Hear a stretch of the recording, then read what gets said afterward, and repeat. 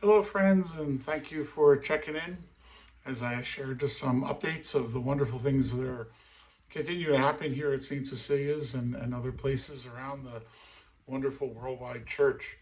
As you probably know, the Eucharistic Congress is happening out in Indianapolis this week.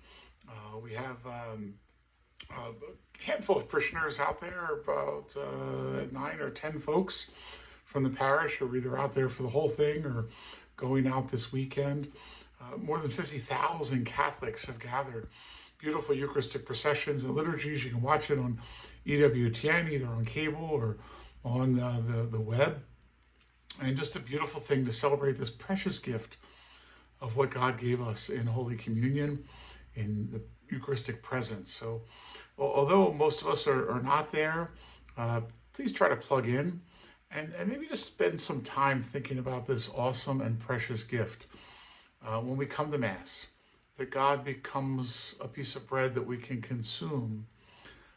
It's just an absolute mystery. I know we talk about it on a Holy Thursday and a Corpus Christi and so many other times, but to really let that sink in.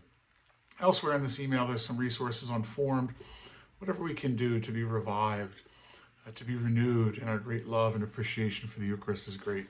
Book clubs continue. Again, I urge you, even if you're not in a book club, grab a book off the shelf in the back. There's some really great books back there.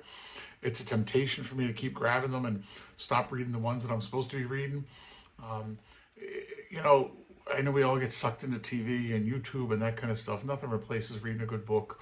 So I just encourage you as your pastor, as your father in faith, find good spiritual books and read them. We should always be reading something to form our mind, which then forms our heart, which then guides our behavior. So again, find a good book, sit on the back porch, sit in the air-conditioned living room, wherever, and read. Can you get ready for the school year? Lots of cleaning and scrubbing and soon some painting. Grateful to George and Ilio and the teenagers who are helping them. We're still looking for one teacher, 7th and 8th grade math teacher. So if you know anyone, they're not easy to come by. Sister Catherine's been shaking the trees a bit. So if you can help us, and some of you have helped us in the past, that would be really, really great. Eileen has started picking up, she picked up one catechist, so we're grateful to that person for stepping up. We do need like confirmation prep, like 6th grade. And Eileen has taught that a good bit. And so she's ready to help you and orient you.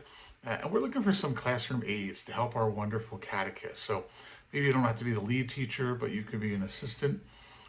Ideally, every Sunday of the prep year, they meet, around 9:15 to 10:45. If you can only make it twice a month, we'll take that too. So please do reach out to Eileen.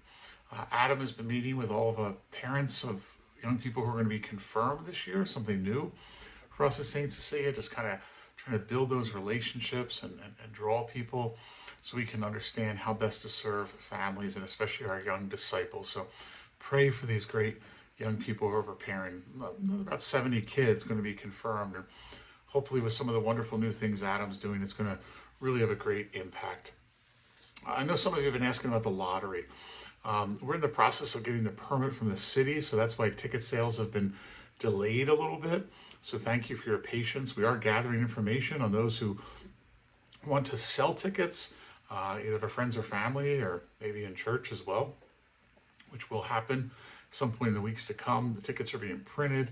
We're going to need lots of volunteers on Monday nights to process the tickets, and I know 6, 8, 10 people have already stepped up for that. So it's going to come. Again, there's a chance for everyone in the parish and school community to sell tickets and make money.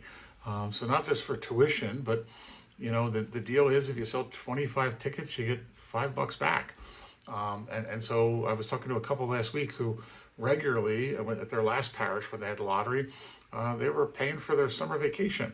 So think about that, right? And again, it'll help the school a great deal. And by helping the school, you're helping the parish because, the parish subsidizes the school. Some years a great deal of money. And so the more that the school becomes financially independent, that helps the parish. And so then the parish has resources to do other things to help spread the faith and serve and care for the poor. So lots of things happening. Just be a little patient. There'll be meetings to train people, to orient people, lots of information coming forth very soon. Stay cool, continue to check on neighbors and friends, and certainly look forward to worshiping the Lord with you this weekend.